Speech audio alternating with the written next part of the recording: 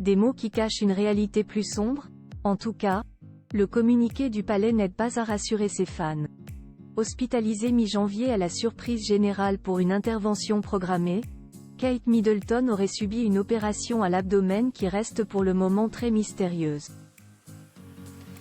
Mais qui a de quoi inquiéter lorsqu'on sait que ces mots ont autrefois été utilisés pour masquer une tumeur. La suite après la publicité: une simple opération à l'abdomen. Ces mots vous disent quelque chose? Utilisés pour Kate Middleton, en début d'année, dans un communiqué qui décrivait une intervention mystérieuse subie par la princesse de Galles au mois de janvier, ils ont également été utilisés dans le passé pour masquer un cas bien plus grave, celui d'une tumeur au côlon. En effet, en 1966, c'est Élisabeth Bose-Lyon, la mère d'Élisabeth II, qui est hospitalisée quelques jours.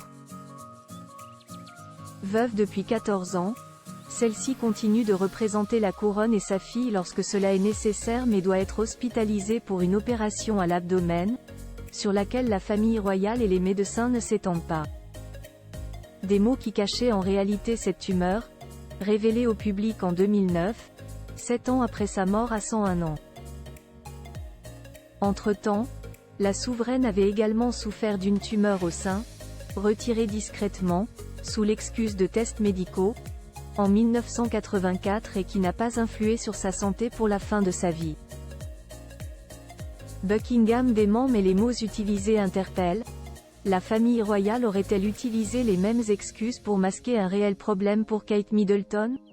Si Buckingham Palace avait nié, quasiment immédiatement, le fait que celle-ci souffre d'un cancer, les rumeurs, très vivaces, ont persisté. Et le fait que la princesse de Galles soit restée bien plus longtemps que prévu à l'hôpital et qu'elle doive désormais suivre une très longue convalescence ne devrait pas les arrêter tout de suite. Surtout que l'une des membres de la famille royale vient d'annoncer son cancer. Et pas des moindres, le roi Charles a en effet officialisé la nouvelle le lundi 5 février, sans toutefois préciser de quel cancer il souffrait. De quoi inquiéter pour Kate Middleton, qui est restée particulièrement silencieuse depuis son communiqué.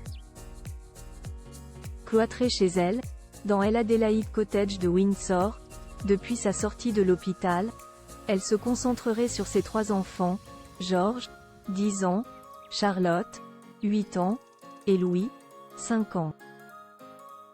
Mais certains de ses fans ne sont pas très optimistes quant à son état. La suite après la publicité.